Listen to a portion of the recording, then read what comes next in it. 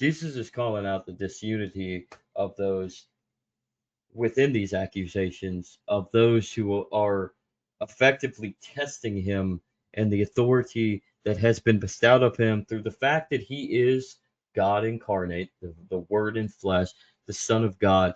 And there's evidence to that. But they reject that notion because they're fearful that if they accept, then all that came before may have been a lie.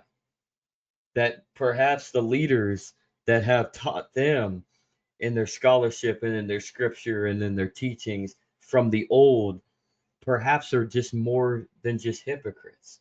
Perhaps the leaders, if they accept for whom Jesus is, then they would have to rethink and allocate their own ideals to what they have interpreted for falsehoods. So the kingdom is disorganized. The kingdom is in disunity, and there is chaos within it as people are gathered in many different sects. You got to think of let's think of how the ancient Judeo practices of the time. I'm not going to call it Judaism for what it is now, but the ancient Judaism, I guess.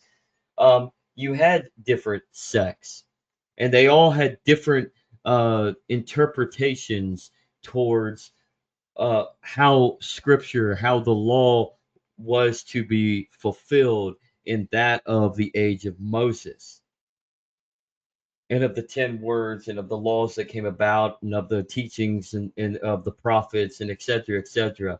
And you had those of the Sadducees, you had those of the Pharisee, you had those of the Essene, sort of like how Christianity is now, and actually Judaism to a certain extent now as well, and many different religions and how they are as well. But let's look at Christianity. Christianity has you have the Catholic Church, and the Catholic Church has been in schism with between East and West since the 11th century, fully in schism. You've had the Protestant Reformation that has led to multiple different schisms within themselves, as well as to separation from the Catholic Church since the 1500s.